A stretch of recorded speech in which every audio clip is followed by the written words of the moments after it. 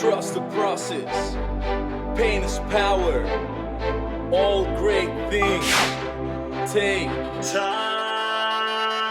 I am unbreakable. Everyone, welcome to the UnBreakables Podcast, Episode 2. I am your host, Jay Murga, and this is my brother and my co-host, Gift the Poet. Today, we have a very, very special guest. And, like the wise words that Omar Alatar once said, wisdom is everywhere. And for us, it's pretty ironic, just we were moving in, we were getting the studio situated, and just from a conversation, we were able to meet this inspiring individual from the hall, and we got to know him a little bit, and to realize that he is an artist and he is a part of history and an architect. And everything about him, man, his story really touched me. It really struck a chord in my heart. And, we're excited. As you all know, as part of the UnBreakables, we bring on a series of entrepreneurs as well as success stories. And this particular episode is a testimonial.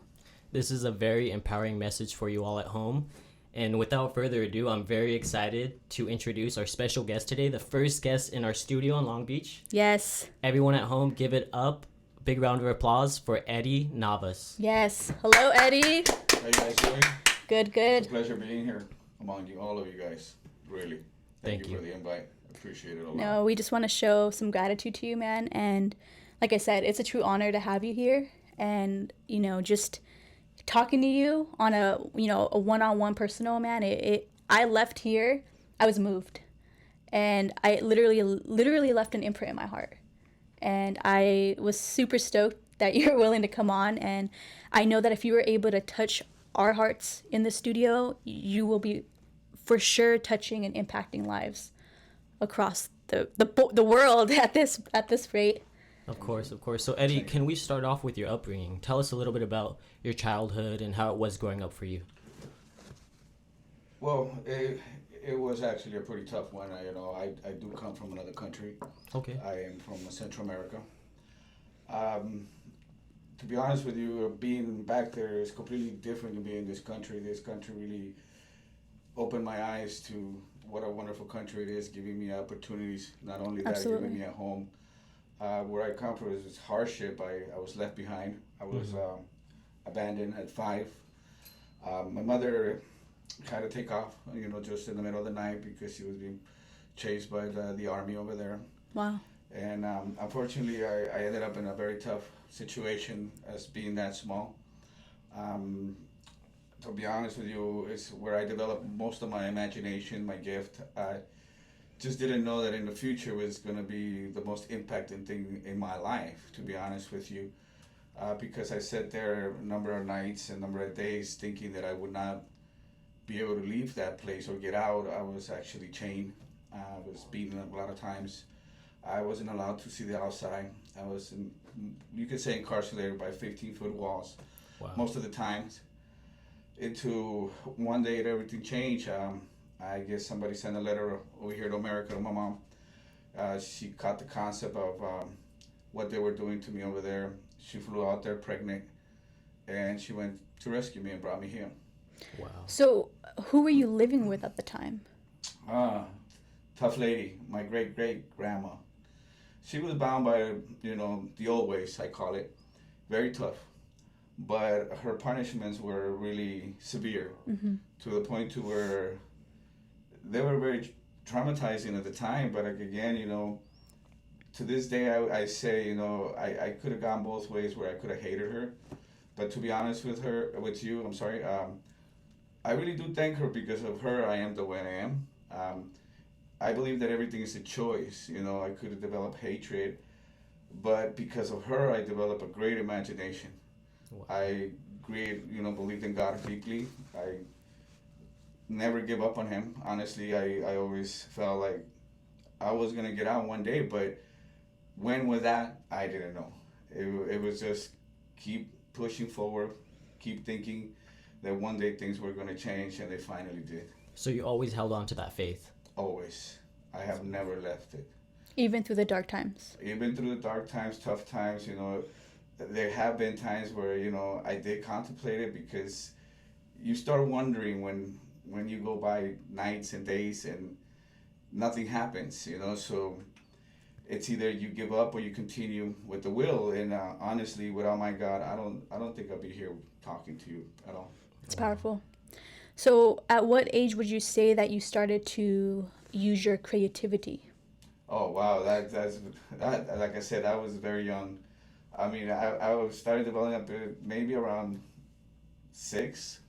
It could be earlier than that, because I'm telling you, it's such a tough place that I had to create this world to where I kind of drifted it, and I believe it or not, I never thought it was possible to just disconnect from the situation that you're in and being able to open up another world to where you may comfort yourself a little bit. And yeah, maybe for a couple hours you go back to reality, but that world is what kept me alive.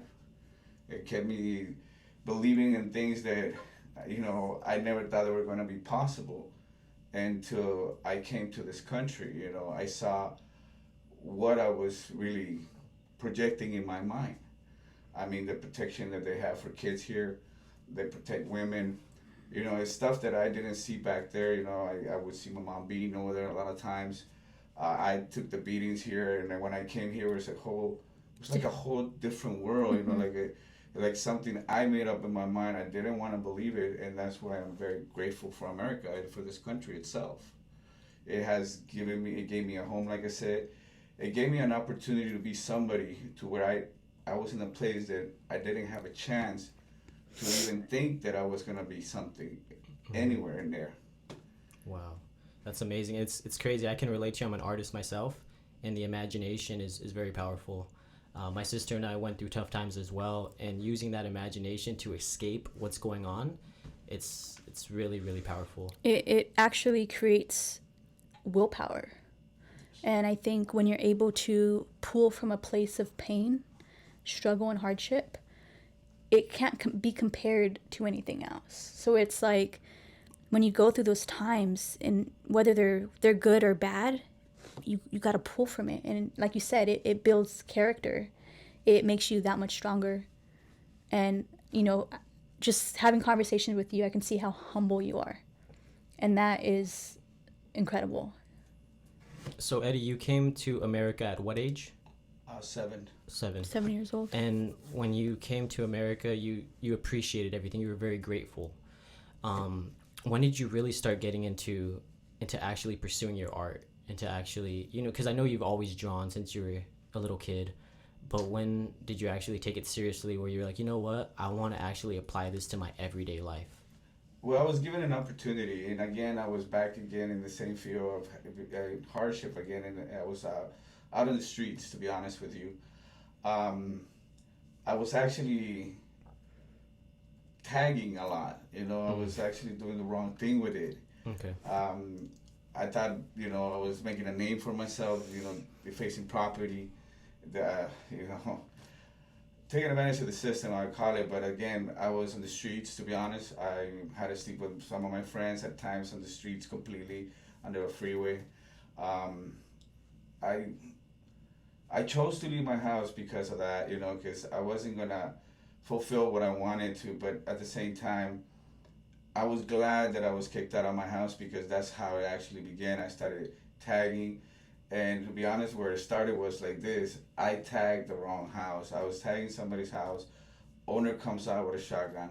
Wow. He happened to Wow. own a safe full of guns, which I saw later on. And he gave me a choice. And I will never forget this man. His name is Mark Garrett. He owned a company called Perfect Painter. At that time when I got caught by him, he gave me a choice. The choice was help me pay my house or go to jail. Wow. That was an easy call. That was like the most easiest call I had. I said, well, I'll help you paint your house. I said, by all means, when do you want me here? Took all my information, come back, start painting his house. And I will never forget what he said to me. He goes, you know, you have a passion for what you do. You seem like you're very detailed. I told him what I do, you know, and he goes, why don't you do something better with it? Didn't know what it meant at the time. So to tell you how I got my first shot was that I finished the house, and then he came up to me and goes, do you want a job? Wow. Wow. At the time, I was washing dishes, $7.25 an hour back in minimum wage. Got paid every 2 weeks, so by the time I got that paycheck, I already owed the money. It was really an opportunity that I never thought it was going to come that way. I always expected family members to be there, open doors for me. As a matter of fact, in my life, everybody has opened a door has been a stranger. The important things of it all is just that I just stopped being afraid, to be honest with you. And I took that chance because he owned this painting company, and I remember the first lesson was he worked for Showbiz.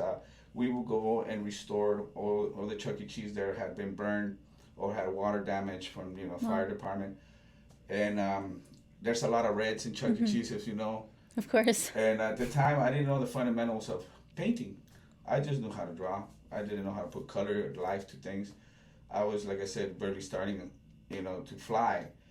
And then this guy goes, how would you like to go into design? And I said, I don't know what you mean by that.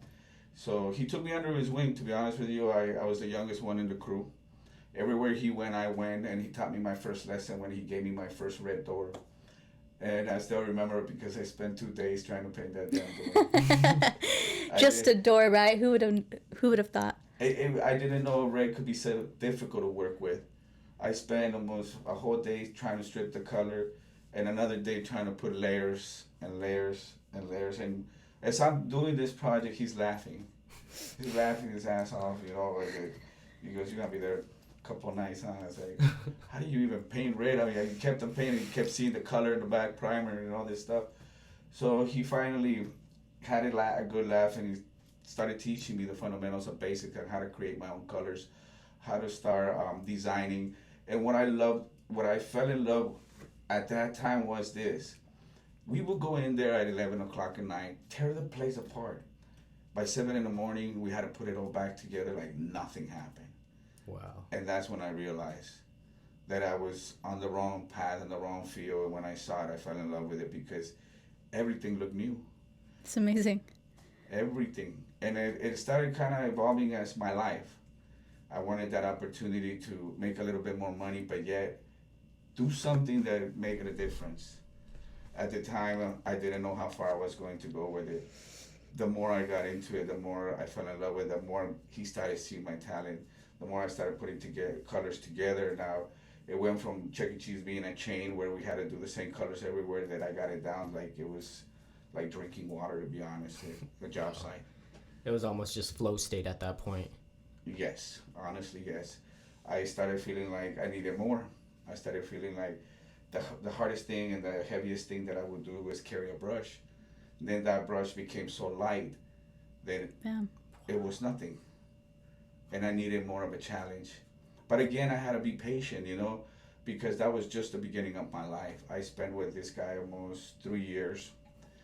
Deeply grateful to him because he did impact and change my life. So there was a reason why you were tagging up his house. Yes. Yes, it was not the best idea, but if you think about it, if it wasn't for that very moment and that guy to take you under his wing, you probably wouldn't realize and discover your true gift. Yes, and to be honest with you, that's what started something that I always bring up because it's very important for even all of you guys that are out there. It's very important for you to see the signs. This guy happened to have an accident. He had to close the company. But before he closed his company, he put me somewhere else. He opened another door for me somewhere else in another company. I went, I think I was already about 24, if not younger than that. He placed me in another painting company with over 30 painters. At the time, I was the youngest one, again, painter in the crew. He put me with his partner that owned that company. And before I know it, I was running over 30 painters, and we also helped paint, design the UCLA housing at the time after 405.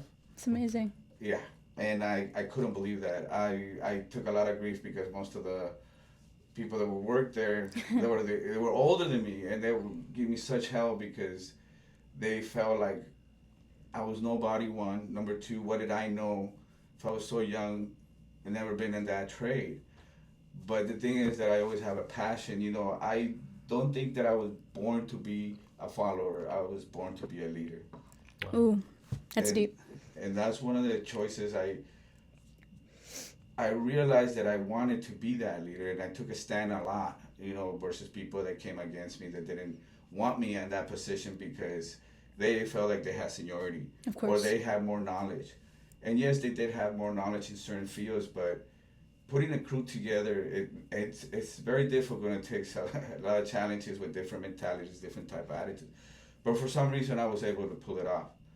I went from there again into another bigger things. Company gets sued by the workers. The same guy puts me somewhere else. So here I'm starting to realize what's really happening. Is people like what I do, people like my style, and then they started opening doors for me as something happened, bad happened, something good happened for me.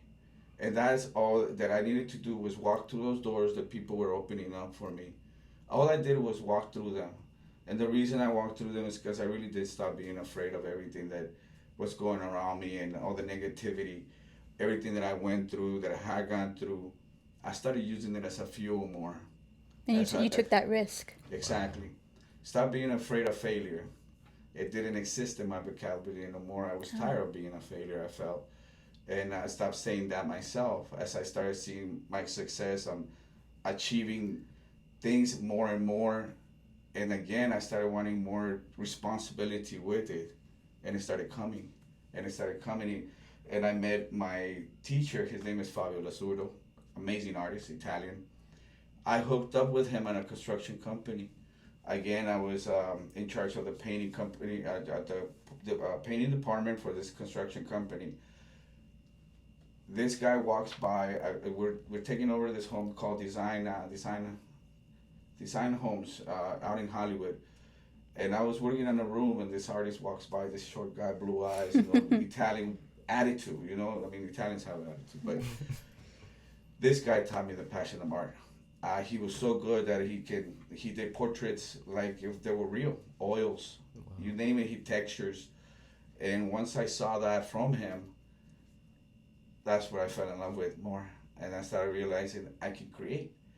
So he walks by my room, and again, the same thing I was told, hey, you got great eye for detail. He goes, you seem like you're here every day, you're here early, you leave late. He goes, how would you like to help me? Of course, here now I was stuck with a decision I had to make because I had to leave this company to work with this gentleman. And it was tough because in the street, there's one thing you have to know, and it's something that you earn and not just give, and that's loyalty. And that's one thing that I always had to whoever extended that hand for me. Loyalty. I would teach that to my own guys, loyalty, because that's going to take you further than the money. That's one thing that I had, and I was stuck in a decision to where I wanted to go with this guy, but this guy was helping me so much that at the same time, I did everything in my power to make sure that he got everything from me 100. And I went straight to him directly. I didn't go behind his back. I went and I told him, I said, listen, I have an opportunity to work with an artist. I would like to elevate my skills. Yes, he did get upset because it happened in his job site. And again, I was told, you know what, if it wasn't for me, you would have never met this guy. And I said, you're right. But I'm deeply grateful. So I offer my services to him. If you ever need anything, let me know. I will come back and help with whatever it is. Because I have a gift for breaking things down. I have a gift for breaking art down. I can mimic things that most people won't be able to mimic. Textures, I can restore 1930. 1920. I've gone as far as 1924 in restorations. Wow, that's amazing. And I just want to highlight something too, Eddie. I think it's amazing that you're able to recognize your gifts. And not many people are able to do that. But the fact that you're able to recognize them and that you're able to utilize every single one of them, especially in a dark space at the time. Yeah, Eddie, what would you tell our viewers at home that are listening right now? They haven't found their gift yet. They haven't really got in tune with themselves. They're kind of trying different things. My little cousin, he's trying Taekwondo. He just got his black belt. So he's bored with that, and he's moving on to boxing now. And he's an 8-year-old, and he's telling me like that was fun, but I want to do this. This is what I'm really good at. That might change, as time goes on. But what do you tell the kids at home that are patiently trying to figure out what their gift is? Well, okay, that's an easy one for me, to be honest with you, because I want to let you guys know, get to know yourself, because what your passion should be is what you're good at. I didn't jump in the trade from one to another. I stayed loyal and humble to one, and what I love to do, and it's what makes you happy. It's what makes you develop that mind and challenges you. It's that particular trade, that particular gift that you have to explore and expand and develop more, and it doesn't come overnight. It comes with challenges. So what I mean by that is when somebody comes to you and challenges you in what you love to do, take that challenge. Don't second guess yourself. Don't doubt yourself. Just let go. And not even to prove to that person, but to prove to yourself that you can do it. Because that was my fuel. My fuel was that I was challenged a lot. I was given pieces to, what do you think about this? What can we do with this? And they trusted me so much because I had great confidence. And I wasn't afraid to say, no, I can't do it. I never had that in my vocabulary. I would take the piece home or whatever it said that they wanted me to mimic and study it. And that's another thing you really have to do. I believe that if you study and do your research, you can do and achieve great things. But you do have to sit down and do homework. School is very important. I'm going to be honest with you. I didn't finish school. I was dropped out at 17 because I had it, I was told that I needed to go to work. This is the reason why I found myself on the streets. But I have implemented school on everybody around me for the same reason, because I wouldn't like anybody to be out there like I was. Struggling the same way. Struggling, wondering where the next meal was going to come or where you're going to sleep. I mean, to me, school is so important that I have 3 kids, geniuses. Oldest in the Army, it's already a doctor. My daughter, it's amazing. Scholarship. She won a scholarship to San Francisco University. My son, he wants to be a chemist. He's 12 years old. It's incredible. Congratulations. And I mean, just for you to experience everything that you experienced as a child, and for you to be able to turn that around and be a great father and a great impact. And you must obviously had some impact and influence on your children for them to even accomplish those goals and want even more for themselves. So for that, we commend you. Thank you. And we definitely want to recognize that and put it out there. Like that's truly amazing what you're doing. Thank you. And you're going to find this interesting too. They all have the gift of art. They can draw. My daughter does scenery a lot. Wow. My youngest one just started, and then he just barely did his first baseball with the hand, and hands are very hard to draw. The shadow, the detail, And my oldest, now he was a graffiti artist too. He did a lot of murals for school. He did body painting. He worked for a couple of studios doing that. And with him is where I started. Not that I didn't like my trade, but I believe that as a parent, and like I said, I didn't have much of a choice at school, or if I did have that support from my parents, I think I would have been a greater architect or artist if I would have pursued school more. So my oldest son was my first challenge, because he came to me and said, Dad, I want to do what you do. How do you tell no when you love what you do? How do you tell no when you've been on magazines and shows and people love your landmarks? And I call most of my site landmarks, because I used to call my graffiti my landmark. Now I have actually landmarks where I can drive around, take my kids, my family, say, I did that, and they're still standing from almost 24 years ago. So let's just say if someone wanted to either visit or look up some of your landmarks, what are your top 3 landmarks? Oh my God, that's easy. Simi Valley of the 118 on Madre Street. It's now a 76. It used to be it was actually taken over by Chevron. I actually got first place in the United States on creativity and most unique textures and artwork there. I did that station. I think it's about 7,000 square feet. I did every single inch of the station, interiorly and exteriorly, with my own hands. That's amazing. No machinery. Tools were created by me in some way. There were times where it was freezing cold. We couldn't feel our hands, but we were there. We put every bit of sweat and tears into that station, and every passion possible that I can possibly have was done there. Never knew that it was going to come back as, my boss has the certificates, he has the plaques, because he owns the sites.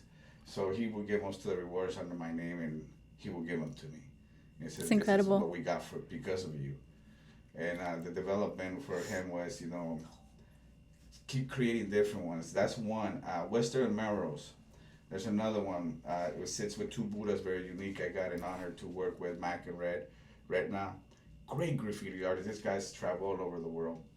But it was one of my best pieces because I was at the top of my career there. I was about 20 years old, doing something that I never, ever thought I was going to be part of. When I see some of these artists that I work with, I just consider myself that small fraction, like I was that small little decimal to the big number of what some of these artists can do. And art has developed, graffiti has developed to a new level. I remember when we were getting hunted by it, now we get hired to do it. And it's more acceptable now. It's more acceptable. Especially if you're doing it for the right reasons. Exactly. Yeah. With permission, of course. Yes, because believe me, it was tough what we did because we had to go into tough neighborhoods, and we had to talk to community. Community sometimes wouldn't want us around because they thought we were going to create more violence, more graffiti. But once they saw the end and the outcome of what we were creating, blown away. Wow, that's It was beautiful. stoked. That is beautiful. And like I said, and the honor of doing all these sites is that all my sites, along with the artwork that was projected in all these sites, has never been tagged by another artist.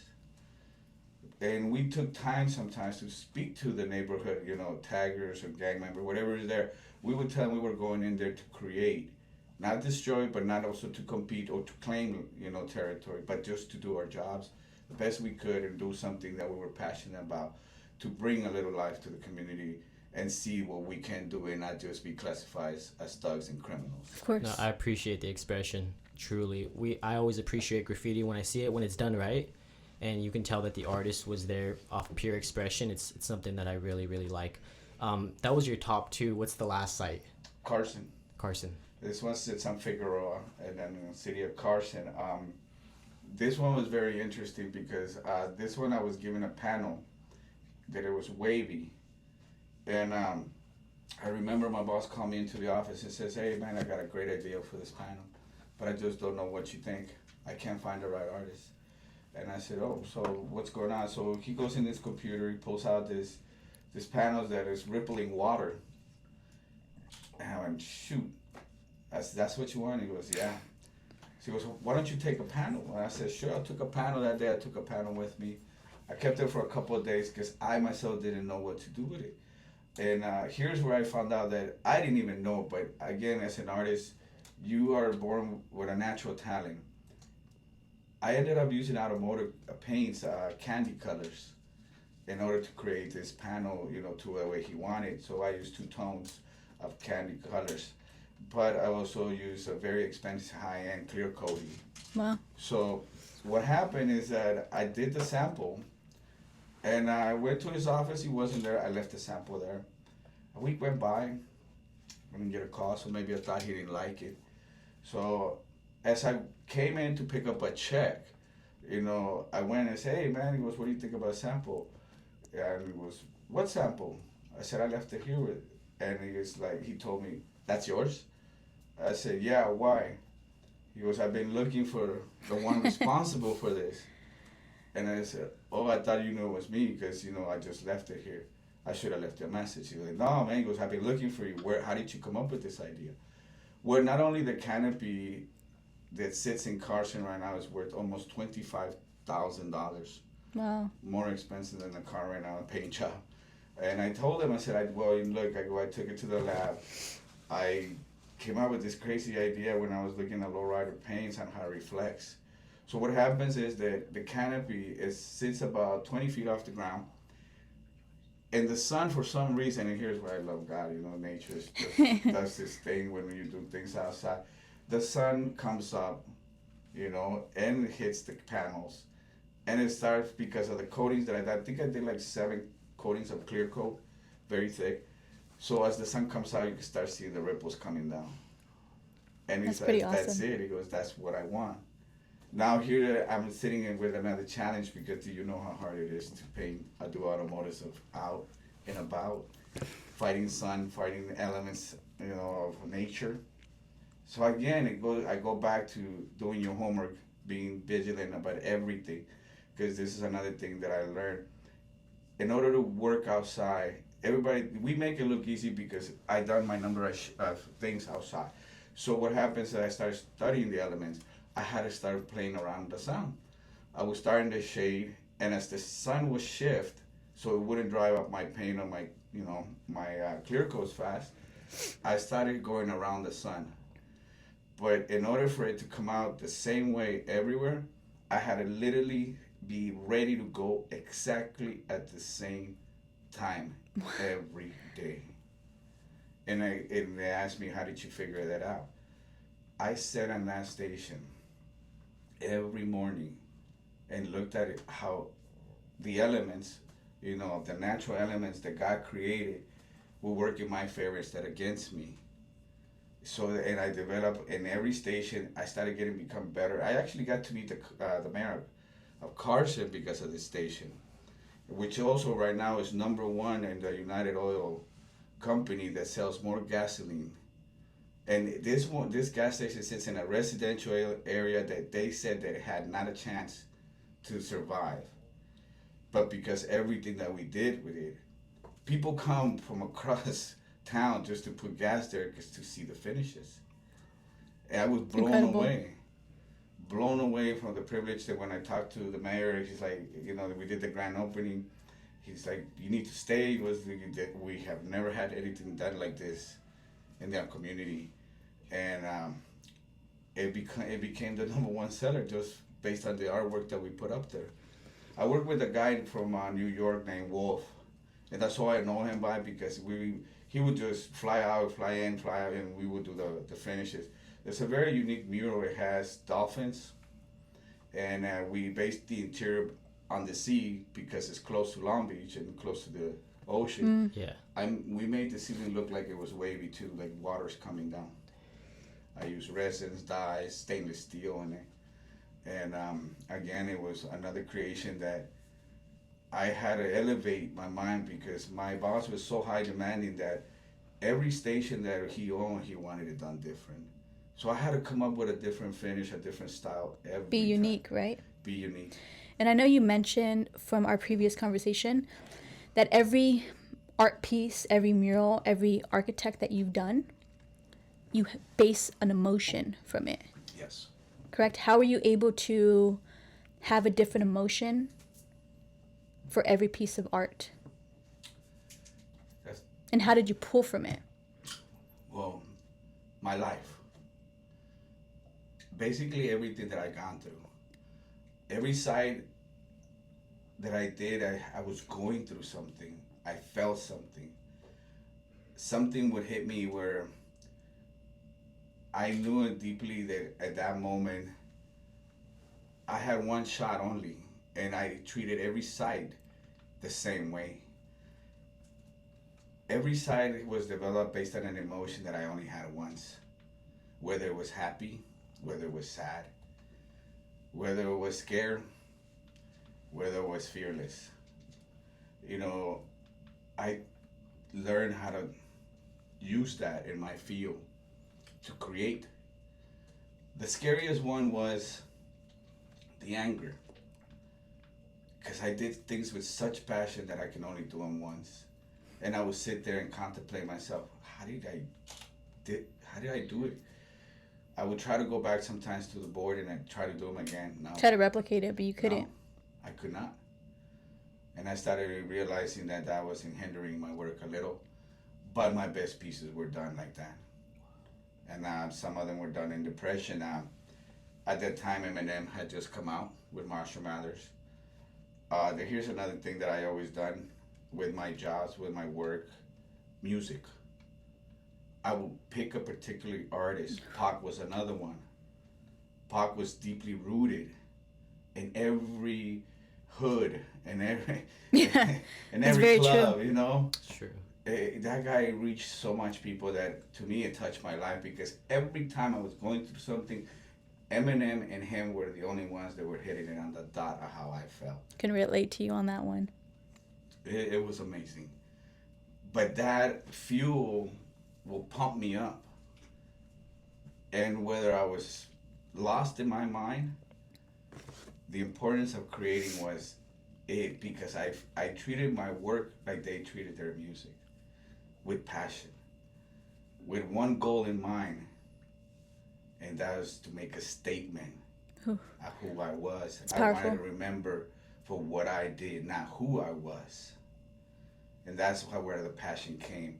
I wanted just to be remembered for that fact.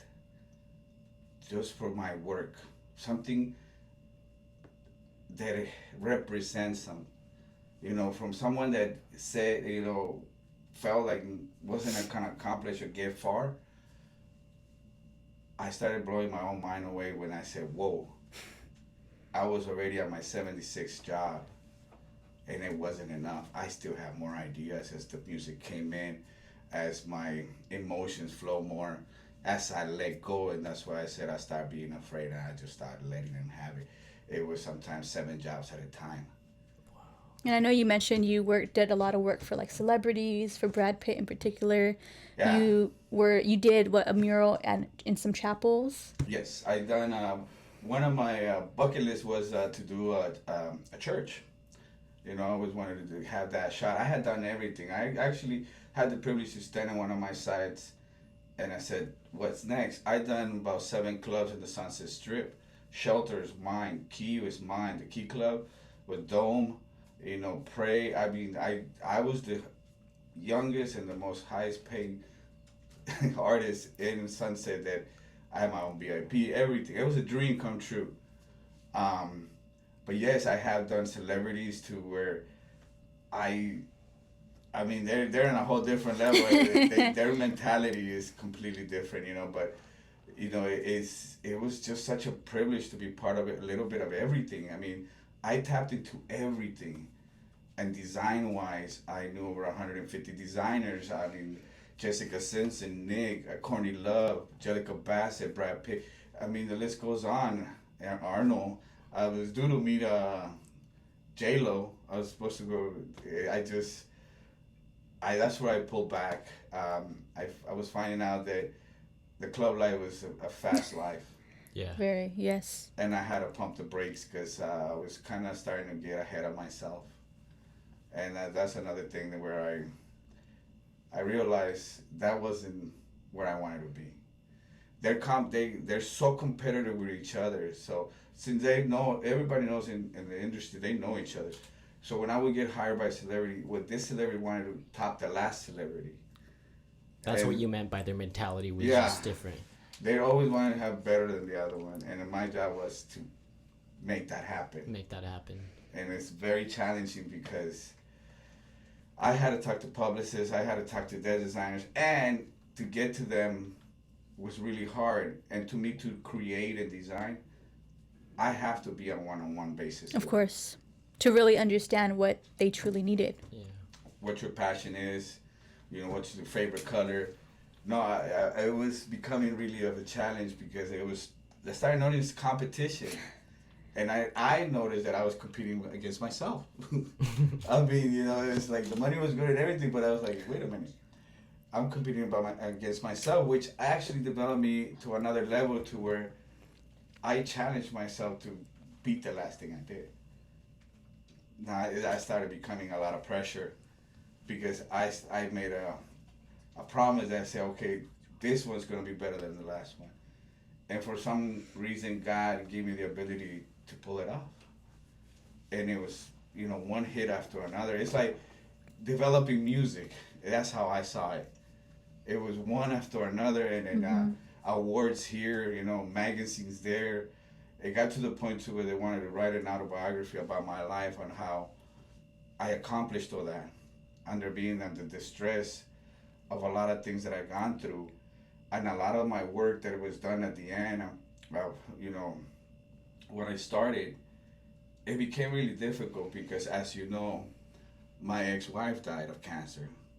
She was diagnosed at 24, and she had kidney cancer spread to her lungs. And here's another message for all of you guys out there, especially women. If you feel something in your body is not right, or a lump or whatever, go to the doctor, go check yourselves. Because that's one of the biggest fatal mistakes my ex-wife made. She thought she had a hernia. She was fighting on not going to the doctor, but she did it for a reason. I'll get into that later. But she didn't want to go check herself until it was too late. Sorry, man. And that was that was a big blow to myself, because my ex-wife was a big part of my company. She ran the business part. I just did the fun part. But it was like a dual team, you know. It's like I had nothing to worry. I just had to concentrate on my segments till that happened. Then, for some reason, what had happened to her was an unfortunate 1 in 60,000 case, because she was very young. I started developing things more with a chip on my shoulder. Again, I went back to that anger stage. But again, I was still making history. I was still doing things that most people couldn't explain. How was I pulling everything off with that kind of weight on my shoulders? And running a company of 15 is still, you know, keeping everything perfect. But I'll be honest with you, nobody knew that deeply inside, I was dying myself. I just put myself to where I knew that my wife didn't deserve this, and it wasn't her fault. That I was gonna make sure that she saw that we were gonna be okay. I wanted her to see it, to believe it. So I took this role of being a super dad, a super husband, a super boss. I was involved in everything, you know. And the reason why I did that was because, honestly, I didn't know about what cancer was when she got it. And this is why I tell people, you know, do your research, you know, be aware, because it happened to me. I had to go to the hospital and they told me, you know, she had cancer. I felt so ignorant because I asked the question, what is cancer? I only heard about breast cancer. And I thought it was going to be something like that. No, and they told me, no, there's other type of cancers. I said, what do you mean there's other type of cancer? You guys don't talk about that. So I had to get educated really quick and man up to the challenge and still continue to have a balance, no matter how painful it was. It was really hard to see what cancer does, and I lived it. I witnessed it. My wife did not want to die in a hospital, so she asked me if she can pass in my home. I had hospice. I had social workers. I would spend weeks in the hospital, and I would still develop segments, and I would tell my boys, do this, and that. I would escape for maybe 4 hours. I would stay at the job site, develop, go right back. It was like the most difficult task God has ever asked me to do. But we did it. So you would tap into that emotion and that pain, especially in that time of struggle. And you still kept going. I still put one foot in front of the other and never give up. So what do you tell someone at home who's going through that? Someone who just lost their mother, or someone... The truth is that we're in a world of decay, and everyone around us will eventually be gone. What do you tell someone that has to go through that? Well, look, I'm going to be honest with you on this one. I'm going to be truthful. I don't think there's anything anybody can tell you out there on how to feel. Because I was often told how to feel. And it will make me more angry, because I would say, unless you walk in my shoes and live my life, you will understand. But half of us don't go through that. Like, I can actually sit here and tell you root yourself in God and pray, because that's what got me through. And have some faith. And believe me, it will run thin, because I had to tattoo it in my arm in order to remind myself and not let go of that faith. I didn't find the words in anybody that can comfort me. It's hard to find comfort, but there's a higher power that will give you that comfort, that give you peace, because there was times where I didn't want to go on no more. It was so painful to watch. It was something that I didn't want it to happen. Yet I had this great gift to restore it and make everybody happy and impress. And here you're looking at an artist that likes to restore and create, but yet I didn't have that power to restore my wife, and that was the hardest lesson. And I had to humble myself and accept it. Everything happens for a reason, and just keep reminding yourself every day that everything happens for that reason. And the reason for me, and I'll tell everybody out there, is pay attention to the lessons of why those reasons are. That's what made me a better person. That's what made me a better father. That's what made me a better husband, a better brother, a better son. Use all that negativity to be better, because we all have a choice. You can let it consume you, or you can come out on top. But that's a choice you're gonna have to make. Whether you wanna scream, cry. A lot of people tell me that I was blessed and I was privileged that I can cry. You know what? It was the best feeling of my life. I have never been embarrassed to cry. It will help me. It will let that emotion of anger, pain out of my body. Man, for a couple of days, maybe 4, 3, maybe a week, but it gave me peace. So if you do need to cry, cry. I mean, there's no such thing, that men don't cry. I mean, I did. I couldn't take it. And that's kind of what helped me out. And what you asked me was that I don't think that I can have the words to tell anybody, except tell you that I understand, because I've been there. How you feel, only you know, because only I knew how I felt. And it would make me angry when people would come to me and tell me, it's going to be okay, have a better attitude. I couldn't, because I was told, there's no hope. You have 2 years to say goodbye. Those 2 years turned into 6 years. With cancer? With cancer. Wow. But here's the thing. They said 2 years, and because I begged and I prayed, he gave me 6. It allowed me to do a little bit more. It allowed me to let her enjoy her son and watch him grow. And I never took that for granted. It hurt me that she felt a certain way, because it was not her fault. She never smoked, she never drank, she never even had a ticket. It was just one of those misfortune things where she went too late. Lack of education. Yeah. And that's why I keep saying that, do your research. If you don't feel something right, go ahead and get yourself checked. I mean, what's the worst going to tell you? You need to take some medicine. But if you do catch something critical as that, you might just save your life. I had to live with that. I for a while I said, man, if I would have made her go, if I would have done, no. The problem was that I needed to forgive myself. So you felt a little responsible for it. I felt guilty for a long time. And I know from our previous conversation, you were extremely vulnerable. And I think for me, that's what really impressed me. And, for a man especially, to be that vulnerable and just, I think that's what really, really, really got to me. And, like I said, we deeply appreciate you being here and sharing your story. It's truly inspiring. Well, thank you for allowing me to share it with you guys. Believe me, I have a lot of journeys, and I'm still not done. I'm still standing, but I'll be honest with you. I am happy with everything that went through, the only reason why is because it made me who I am now.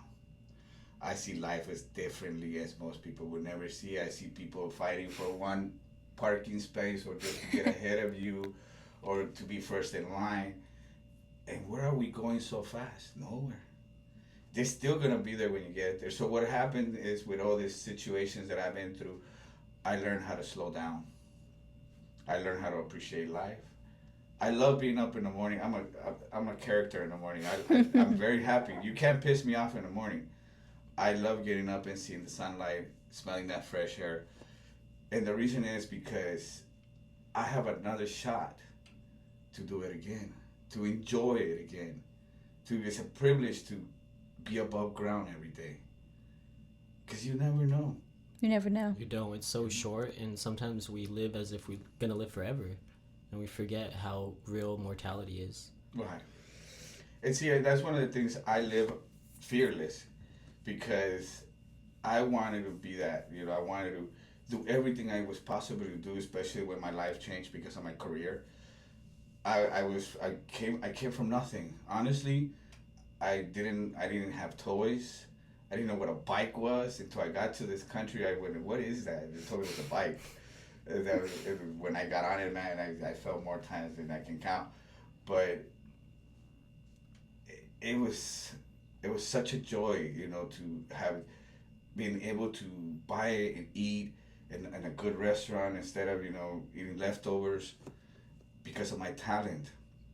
And throughout my life, in my career, people say, oh, you're so lucky that you have this talent. And I always stopped them for a minute and I said, nah, listen, there's a difference between being lucky and being blessed. Oof. You know, that's deep. I love that. It's a difference. I'm blessed to have a gift, and I'll be damned if I would take it for granted. But I will also share with that world, because my gift is to share, not to keep for myself. That's another thing I learned in business. When I started creating, I was creating for myself, like I said, and then I realized this ain't for me. Mm-hmm.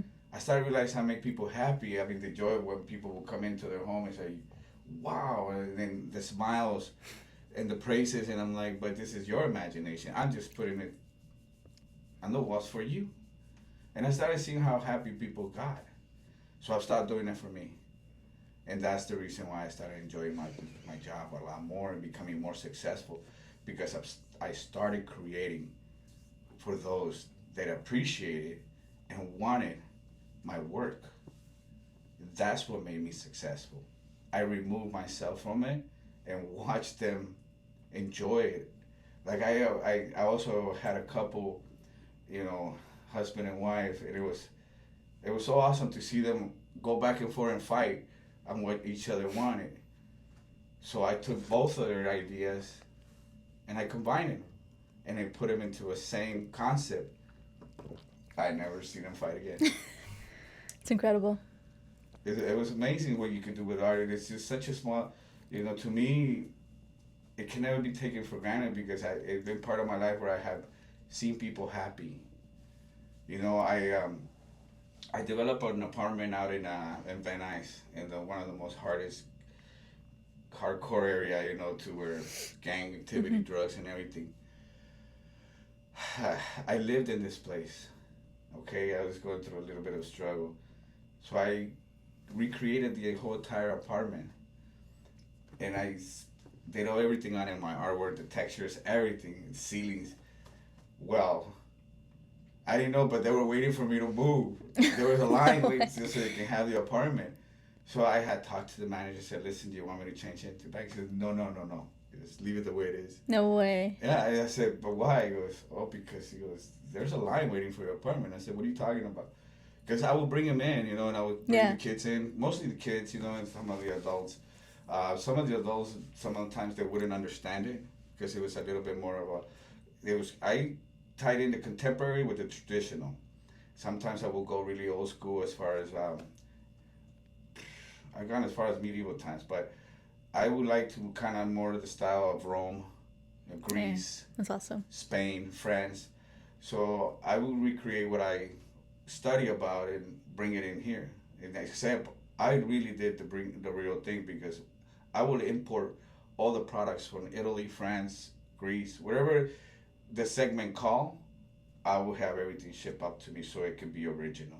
And that was also another one of my tricks, because everybody tried to recreate my stuff here by going to Home Depot, by going to Lowe's, and I would tell them, you're not gonna find this stuff there. Yeah. Everything It's that custom. It's all custom. all custom. None of my work is from Home Depot or anything that you will find in a book. Everything I created here. I have over 168 formulas, Wow. about 150 different styles, and I make.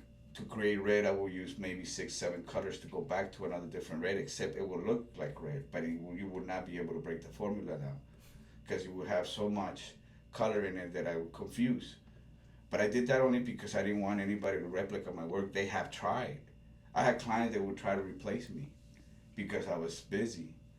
And that's another thing with this job, a lot of pressure came that here in America, everybody wants it fast. And I didn't care about that. It was always about quality, and it's always about being different. And I would tell them, if you can't paint the fresco overnight, because I can do frescoes. And the uniqueness of it was the quality and the time I would take on it. But they would try to bring somebody else to try to replicate. Good luck. They would have to end up calling me. It's like, you know what, man, I need you to come fix this, because I don't know what this guy did, but it doesn't look near what you do. And yeah, I would just go, maybe a couple of days sometimes, and they would be blown away. How is it that you do it? I go, because I created it. I'm the one that created it. I produced it. I go, it took me a lot to get to this level, and I noticed that every year I got better and better and better and better and better, to the point to where I could do it in my sleep. Man.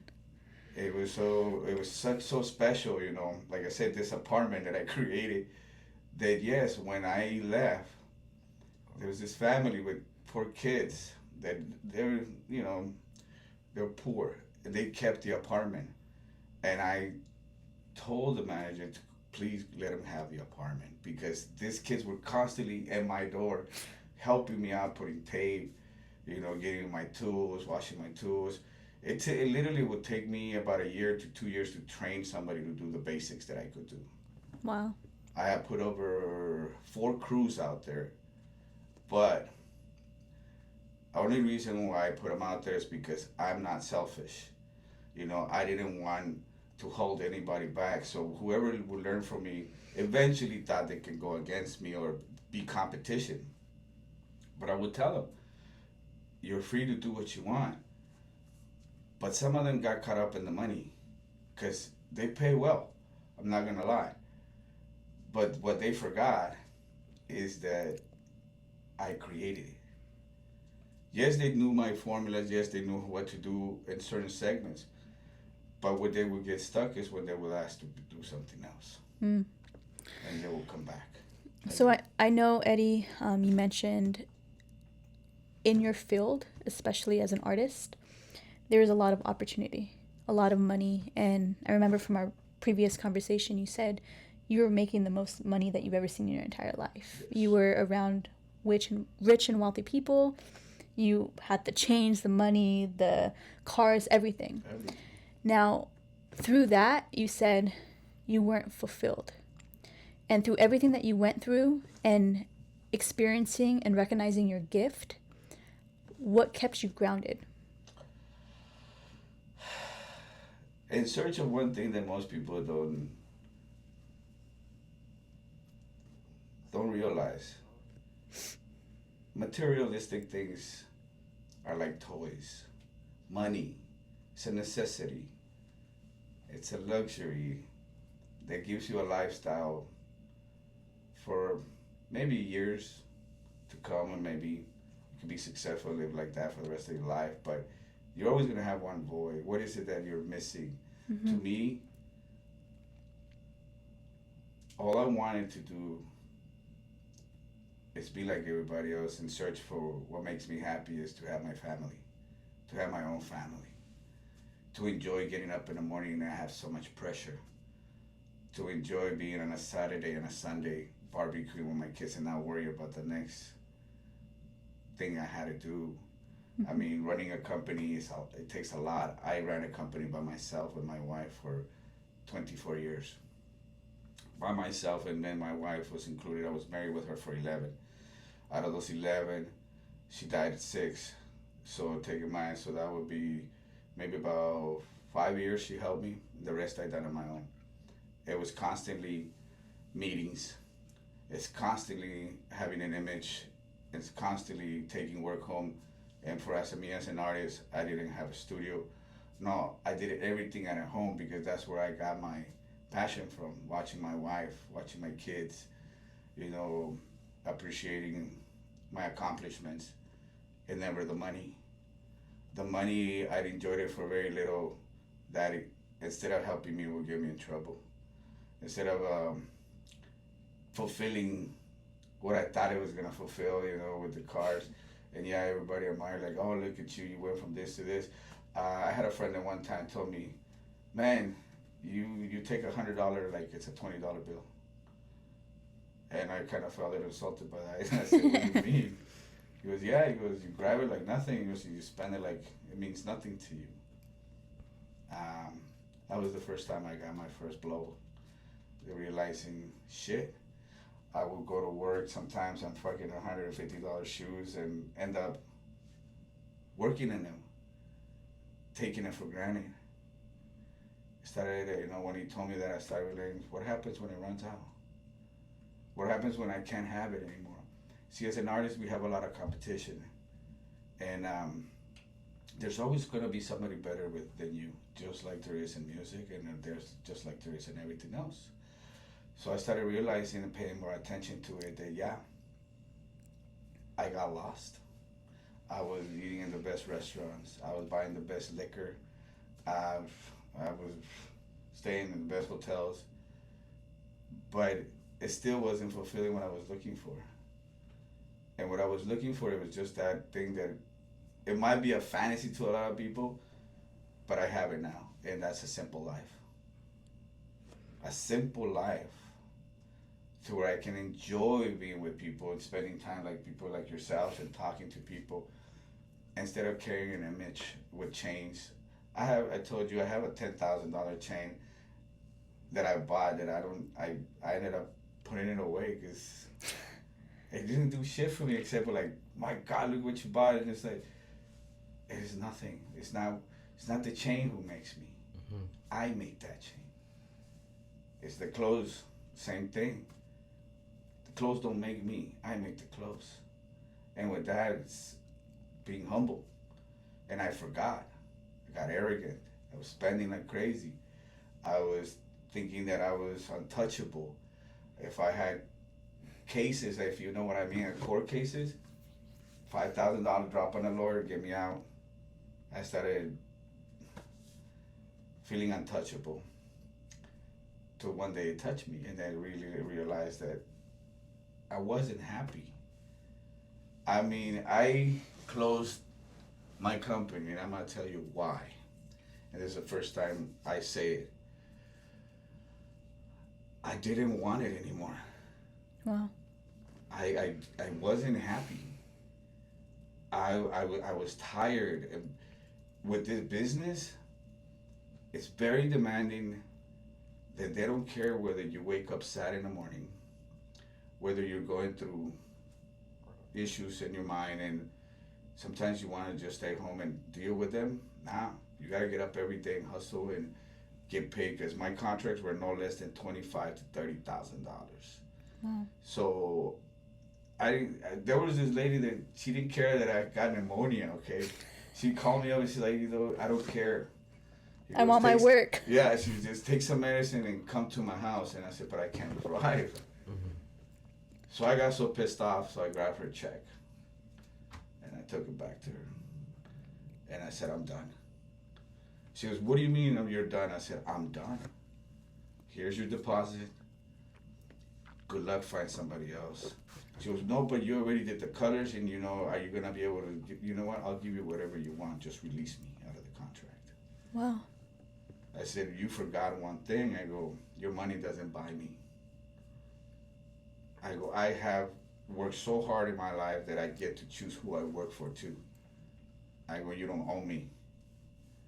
I go, I provide service for you. You're not gonna demand shit from me, and excuse me, I say that because I was really devastated that I felt like some people felt like they owe me. And then I started realizing that, wait a minute, is this money worth my happiness and who I am? You know, Or your sanity, right? Yeah, especially my sanity. Phones don't stop ringing, emails don't stop coming. I was getting 150 emails a day, and I had to go home and read them, and then I got tired and I said, no more. Like, I'm done. I'm done. I didn't want to read them anymore, you know, and it was always the same thing. When can you schedule? I was usually booked a year in advance. Wow. A year in advance. And throughout those years, every segment had to be different. And then sometimes it would take me a couple of days to kind of come up with one, and it's like, are you ready? We just talked yesterday. To even be able to tap in or to be able to process it, right? Right, you know, so it became so much pressure that I wasn't enjoying living anymore. Yeah, I had the money. Yeah, I had the cars. I mean, I remember the first time I had my first Cobra. I was flossing it. I was driving it. I was, you know, but it got old. Yeah. And then it was like everything else. I was like, okay, I'm making all this money, but am I really happy? And I said no. After my wife died, I learned that either I needed to start enjoying my life more and start learning how to be more of a simple person.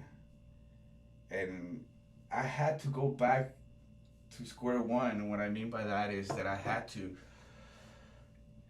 integrate myself in a company. I was hiding out in the docks for a year.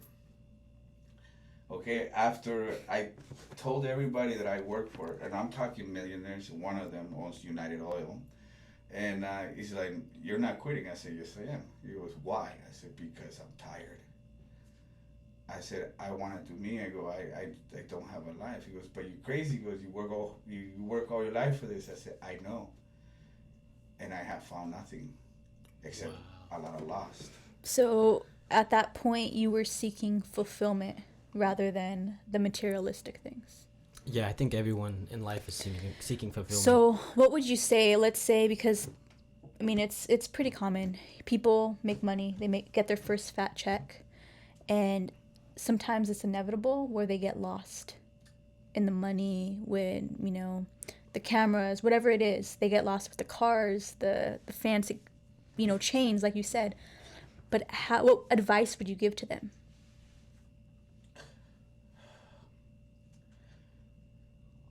Learn how to spend it and invest in your future. Ooh, that's good. Invest in your future, because I didn't invest in my future. I spend it like I got it, because I knew that I can always go back and get more. And to this day, I can still go back and get more and just say I'm back.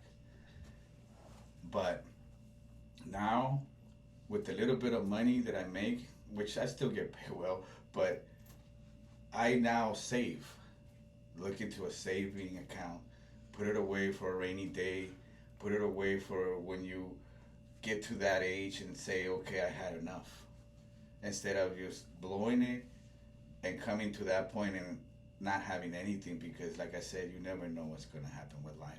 You never know. You never know. Like you said, you experienced it firsthand with your wife. And I'm sure that was a shock to everybody. So the fact that you're able to prepare for a rainy day, you never know. Yeah, it was so tough, you believe me, with that. The reason why I say that is because when my wife died, I didn't have money to bury her. Because what I did was, it was a tough call, because believe me, she had a bucket list, okay? And then I felt like my job was to make that happen. United Oil flew us out to Maui. It was one of her last wishes. I spent the most beautiful week, actually it was 2 weeks, in a paradise, and I did not enjoy it. And we did all this because it was her wish. And when we were flying out, everybody said, go out there, forget about it, enjoy it. And I would tell him, I say, you kidding me? You're asking me to enjoy her last wish. Man. I said, I'm going for her. I said, I'm going to be there all the way. I go and disconnect my phone, don't call me, no nothing. But when it came down to it, you know, I realized if I would have been better prepared with the money and I had saved and invested in my future and something secure, because nothing lasts forever, you know. Like I said, art, even in art, being an artist, as good as I am, somebody else comes up with something better. You know, that you live that moment, you know, and like Eminem says, live for that moment. And when it's gone, don't sit there and complain about it, because you lived that moment. I lived my moment. And I felt like it was time for me to step down and move over for the good new guys. Yeah. The next generation, right? Exactly, because I see some of the amazing art. I love going to art shows and I'm blown away. It's like, damn. But what I'm going to tell the young cats out there and girls is the older you get, the better you get. and that's kind of... That's just your prime, right? Yes. And that's amazing, because you're going to look back and say what I said, and it was this. Man, if I knew... What I know now. Right? I mean, everybody knows that phrase, you know. It's like, I would have been unstoppable. But no, everything's a learning process. Of course. And we all get there. Like, I should have thought about this before. No, it just wasn't your time. Give your time to grow, experience. You know, you're going to hit walls that you don't think you can climb, but there's always a way. And art is an illusion. Even imperfections are beautiful. Damn. Art is never perfect and never will. And if you learn how to use those imperfections to enhance your painting, your artwork, your design, you're one of a kind. We went to a mastermind with Omar Alatar from The Passionate Few, and he preaches imperfect action. He says when you're setting up studios like this, when you're on production sets, when you're doing art, or you're at your sites at the stations, there's always Murphy's Law that's going to happen. There's always something that's bad that's going to happen. It's going to test your mentality. But if you're able to understand that, like you said, see the perfection in the imperfection, it changes the game. And of course, have some patience. Oh, that's what it teaches you. Because, you know, I was very anal about my things. Like, I wouldn't let anybody touch my wall. My crew was, like, on the side. And they were like, can I help you? No, that's your wall. That's my wall. You're not touching mine. But it's true what you just said, because I would sit back, and if I would find something that I didn't like, let's do it again. And my boss taught me that, too, because I like to call him symmetrical, because everything had a balance. This wall had the same shading, so I became like that, and I hated it because you were so articulate about things, right? Yeah, but you start losing money because you sit there and like, okay, we're gonna have to do this again. And most of the artwork, you can't go back and touch it up. Mm-hmm. You start from scratch. If you're really like anal about it, you wipe the whole thing and you start. Even if it's the same segment, something's going to change. Here's the thing about artwork. You could do it over and over and you think you're doing the same thing. It's not. It's not. You can take one segment and create maybe 15, 20 different styles from it. It's still being the same segment. You can just change the lighting or the tone of the color. Mm-hmm. You know, you change an expression or a scenery, and it changes the whole. It's the same thing, but it changes the whole artwork. So one day I started learning and started reading more about ancient history, you know, and like I said, Greece, Rome, France. And I started realizing the older the things were, the more imperfections I saw. So I started emphasizing on those imperfections. And for some reason, they loved it. And they would come up with, how did you do this? I said, it's nature. I didn't do nothing except create it. The rest was nature. What do you mean by that? I just let it flow. And I said, I stood back and I had accepted the way it was. Because otherwise I'm going to sit here the whole year doing the same wall. Because there is no perfection. Because you wanted everything to be perfect, right? Yeah. but there's no such thing. There's no, and it's just amazing how humble you are. How you just, you gave yourself up and you say, you know what, it's nature. It is what it is. You have this very, I noticed a correlation in the story. All your mentors were humble as well. You had mentioned on the Semi Valley site that your mentor, your boss, gave you the plaque because you did all the work. Yeah. So it's almost like you learned the humility through your upbringing. Well, he was my mentor, that guy that I worked for, United Oil. I worked for him for 26 years by his side. To this day, we still work together. He's the one I didn't want me to quit. Because when I met him, I was 20 years old. And this guy chased me for a whole year. And the reason why he took me under his wing, he taught me how to do proposals. My first station was out in San Clemente. I think I told you. Mm-hmm. I kid you not. He approached me and goes, hey, he goes, I love what you do. My son told me, he goes, would you like to meet with me? And I said, sure. Didn't know who he was. He sends this beautiful girl in a car to pick me up. Here I'm driving a Honda SI. Mm-hmm.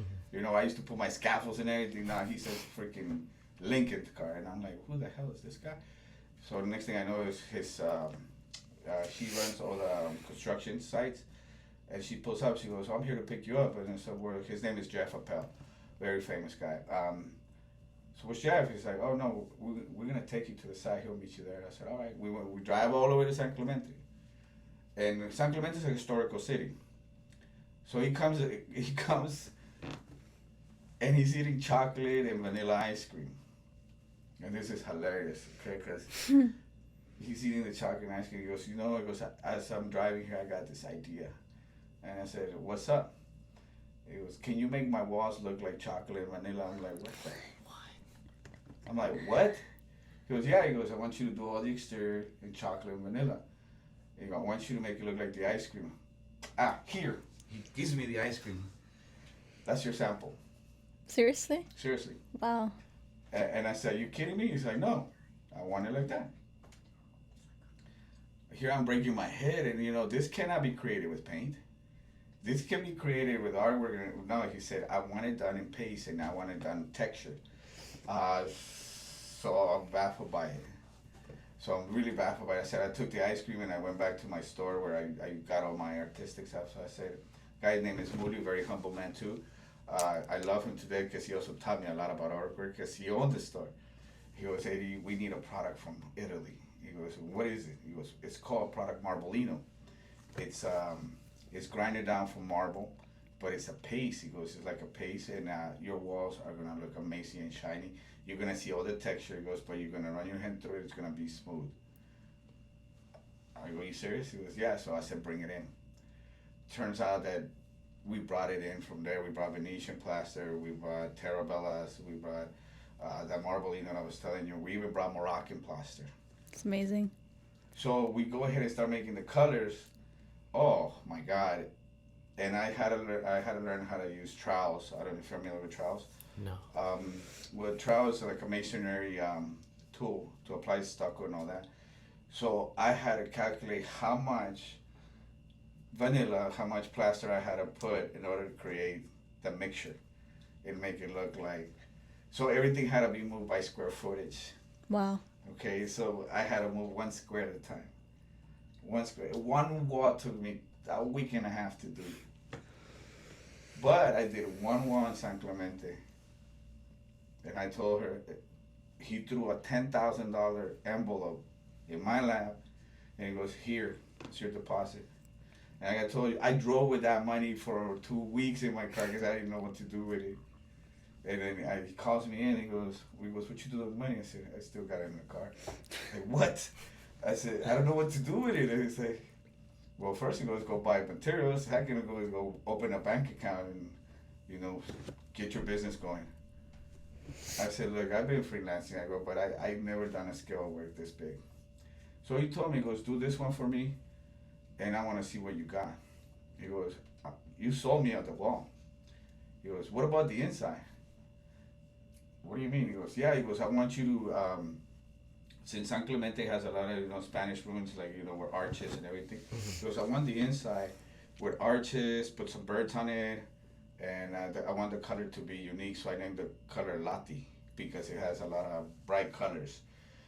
But the icing on the cake came the ceiling. So I said, why don't we do an open ceiling? And he's like, what do you mean? Take the roof off? I said, nah. We create a mural where we make it look like the ceiling's missing. Wow. It's amazing. He's like, what do you mean? I said, yeah, well, we're going to put the clouds and we're going to make it look like the ceiling fell apart. The columns are going to look crumbling down. And we'll have some vines, going through it and some birds, we'll position them right. It's okay. So we went and go ahead and did that. He loved it. After that, I wanted to quit because I didn't know how to charge. I undercharged. It was my first site, and I told him, I said, man, look, I came to him really humble. I said, listen, I don't know if I can do another one for you. And he goes, why? He goes, you did such a great job. I said, I know, I didn't make no money. He goes, but see, he goes, that's what I like about you. He goes, you got heart. He goes, a lot of people come to me and they take money and they don't finish the job. I take it for granted. Yeah, and he said, and I seen you come in from all the way from the valley to San Clemente every morning. I would leave like at 3 in the morning because of traffic. And I got it done, and I told him, I said, look, I pay my guys, I pay the vendors, but I made no money. He goes, well, he goes, guess what? Since you finished with this one, he goes, I want you to do another one, and this one sits in Beverly and Fairfax, right in front of the CBS studio.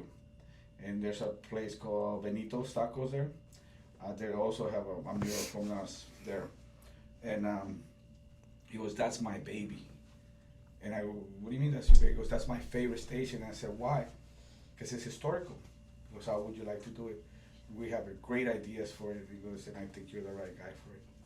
And I said, look, Jeff, I go, I don't know how to bid them. I'm going to be honest with you. I go, this is a big scale of work. I never done it like that. I used to do room by room by room, and it's easier. He goes, but when you're talking exterior, interior, we're talking now architecture. So that's when the idea came. He goes, do you want landmarks, or do you want to keep doing work where nobody can see it? And that caught my attention. And I said, fine, I'll go look at the station. I went out to bid it. Again, I underbidded it, except this time. And this is the reason why I respect him, because he came to me and goes, you underbid me again. He goes, I'm not going to let you screw yourself again. So I have bid $15,000, not even a fraction of the station. Okay? Wow. So he goes, you underbid me. He goes, how about you take it to 25, put another 10. And I told him, I looked at him, are you fucking serious? I said, yeah. Why are you doing this? I said, why are you helping me? Because I believe in you, he said. And I believe that we can do a lot of great things together. He goes, you're now my new artist. Wow. And he incorporated me in the company as a subcontractor. And everywhere he went, he would introduce me as his new artist, his main artist, and nobody can mess with me. I would walk into the CEOs, meetings with a tank top because that's how I was taught. Besides we used to work, everybody in the CEOs, oh no, you need to leave and go put a shirt on. And since he was the owner, he would tell him, no, leave him alone. Let's hear what he has to say, and I want to hear what he has to say. So I was sitting at the table with him and with a tank top, and I was blown away that he supported me. He actually, when I started getting tattoos, he started realizing that I started taking something for every station that we did. He says, I know what you're doing. I said, so I will never forget them. Wow. I said, thanks to you, I have done a lot. So, anyways, he earned my respect because we got to the 25, and then he made me an offer. He goes, if you finish this job within the amount that we agree on, and he goes, don't worry, there's gonna be extras. The extras meant another 10, 15. So I said, okay. But here's the deal, he goes, if I like this station, he goes, I'll give you a bonus. Wow. Oh, that got my attention. I said, what do you want? So we started developing it. Beautiful. We took a picture. Now, I don't know how to say the name right from the artist, but Van Gogh? Van Gogh? Oh, Van Gogh, yes. He brought me a picture. Story night. He goes, I want to use these colors. He goes, and I go, well, where? He goes, well, we'll do a mural separate. He goes, but here I just want color and texture. But I want these colors. Can you mimic the painting in my windows, in my walls? And I said, it will be my pleasure. So he already had offered me the bonus. We finished the job. To make a story short, we finished the job, and I told him, because he hadn't mentioned anything about the bonus, so I kind of was after the bonus, and this is where I told you I started realizing I can make money, So he comes to me, and I told him, "Did you like the station?" He goes, "Yes." And I said, "Do you remember you said that if you like the station, I get a bonus?" "Oh yeah, that's right," he said. And he had a guy named Sonny, which, rest in peace, he passed away, heart attack already. He told Sonny, "Hey Sonny, go get me the envelope from the Bolt." He had a Bolt, okay, in his office. Not a safe, a Bolt, okay? It was a freaking garage, entire garage. And he got the envelope, he brought in the $10,000. And this was my second station. And here's where I learned how to be humble and loyal to him. He took the 10 grand and told me, "Here." He goes, "You can take the 10 grand plus what I paid you and extras and our contract, or you can give the 10,000 back and never have to worry about work again." Wow. I was put in that spot by this guy. Now, take in mind, he already had honored his word. Inside of my mind, I was like, take the 10 grand and run. Because, the things that he would do were difficult to create. But, not only, again, I told you I saw it as a challenge, but he started developing my mind like no other. Because he would pay me to create things for him every time. I never had a client like that. A client that if I did a segment and they didn't like it, they wanted me to redo it again for free. This one, no. This one, whenever he didn't like a tone, and you know what, the shade's off. Take it off and do it again. But, no, it's okay. Charge me. Change order. Easy, like that. Change order, send it out. I'll sign it. Do it again. Okay. So that's one of the things I loved about him, that he actually took care of me. He never took advantage of me. He never owed me a single penny. Whenever I needed a check, here you go. Well, you want it right now and same day? Okay, come and get it. So that was what changed me. He gave me 10 grand and he said, "Do you want the 10 grand or do you want to continue and never want to worry about work?" He goes, "I have over 250 stations." I said, "What?" He goes, "Yeah. And here's what I have for you." He goes, "The plan is I want you to do some personally. And I want you to go out and get a crew." Wow. I said, "Why?" And he goes, "Because," he goes, "I'm going to teach you how to be a boss. I'm going to teach you how to do contracts. I'm going to teach you how to do proposals. And most definitely, I'm going to teach you how to speak in the board, with the CEOs." He goes, "Nobody's going to humiliate you. Nobody's going to take advantage of you because everything goes through me. You got a problem with somebody, you call me. You need something, you call me." So I said, "Here's your 10 back." And never hesitated, never thought about it. I said, "Here's your 10 back. When do we get started?" And it was the funny part because he goes, "Don't worry," he goes, "I'll call you." He goes, "This one's in right now in being built." He goes, we're barely up framing, but you already know what I want. Get working on boards. Charge me for the samples and your time and whatever you need. Okay. He goes, "But," he goes, "I have other ones they're already built." He goes, "But I need color in these things." He goes, "I want to change the standards in the gas stations." I go, "I want to elevate the gas station and take them to another level to where they're just simple gas stations." Chevron followed. Chevron started following, started upgrading everything. Before we know it, this guy owned like almost 200 to 300 stations, my boss. 500. 2 years later after we started. Because I don't know if you noticed, but every gas station has competition always across the street. Yeah. Once we started creating, people from other stations started coming to see what we were doing. Who is this guy putting? Why is he doing this? We would tell him, we don't know. He just tells me to do it. He goes, "But we do it for you guys." I said, "He's spending all this money for you guys so you guys can feel like you come into a more upscale gas station. And that's his gimmick." And I realized. And there's another thing that made me humble. I said, "Jeff," I go, "why do you spend so much money and how do you make money?" He goes, "Look at it." He goes, "I make my money in cents." Wow. Hey, that blew me away when he told me that. This guy made $1 million a day. Oh my God. He would sell cigarettes. The number one seller was cigarettes and beer. He goes, "That's how I make my money." He goes, of all the station, it takes sense. Because I pay everybody, all the vendors, workers. I have to pay for fuel. This guy will even pay for his own gas, even though he owned the damn thing. Humility. Yes. True humility. And that's something that stood out about you, Eddie, and it stands out about you, man. Your humility it's here. And we're blessed to be around it, and we're very glad that you're able to come here. And throughout your whole story, all of these mentors, it's vital that young kids nowadays, they have mentors that they learn from someone who's at the level that they want to be at. Because a lot of times they get influenced by their friends, by the circle, and a lot of these friends are lost. They don't know who they are. Thank you, Eddie. And for those of you out there, follow Eddie on Instagram at Eddie Navas. Follow him on Facebook at Eddie Navas.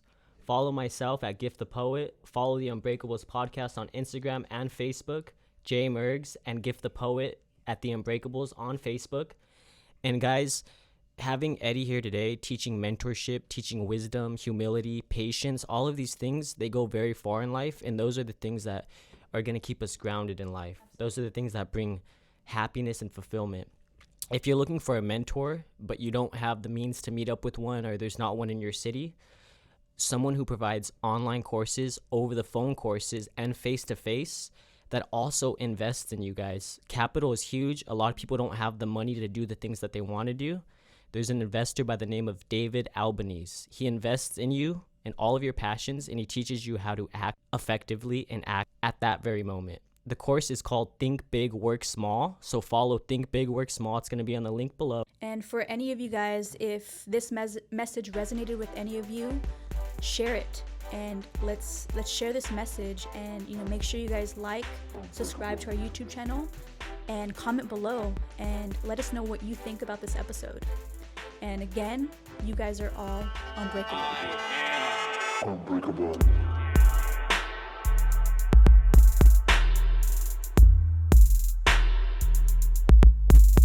Unbreakable.